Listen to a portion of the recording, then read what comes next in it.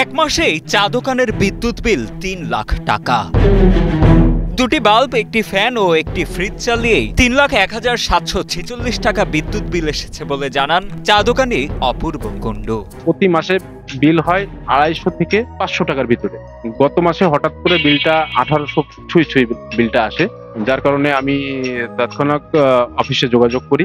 এমন ভুতুরে বিদ্যুৎ বিলের ভুক্তভোগী বাগেরহাট ফকিরহাট উপজেলার চা দোকানি অপূর্ব কুণ্ডু। স্থানীয় ব্যবসায়ীদের ভাষ্য, বিদ্যুৎ অফিসের গাফিলতি ও অসাবধানতাতেই এমন ভুতুরে বিল ধরিয়ে দেয়া হয় ব্যবহারকারীদের। আর এসব ভুলের কারণে বারবার ভোগান্তিতে পড়তে হয় তাদের। তাই ভবিষ্যতে এসব বিষয়ে কর্তৃপক্ষকে আরো সচেতন হওয়ার দাবি জানান স্থানীয়রা।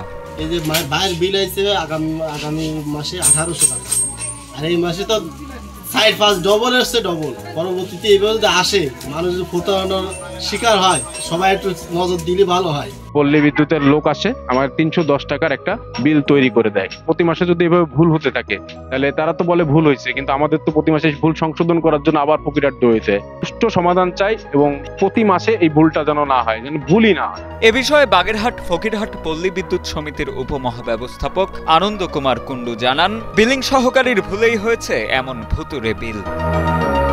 বিলটি পরবর্তীতে সংশোধন করে ৩১০ টাকার একটি বিল দোকানিকে দেয়া হয়েছে বলেও জানান তিনি। গত পরশুদিনই যখন জানতে পারলাম, পারার পরেই পরশুদিন তো রাত্রে আমি জানতে পারছি।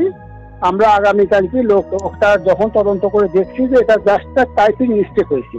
টাইপটা একটা ওই অতিরিক্ত একটা ৩ বসার কারণে তার বিলটা ওই ২১,০১৫ ইউনিট এবং ৩,০০,০০০ সামথিং টাকা বিল আসবে। এটা জানার সাথে সাথে এটা আমরা সব কাজেই বিলটা কারেকশন করে গ্রাহক প্রান্তে পৌঁছায় দেওয়া হয়।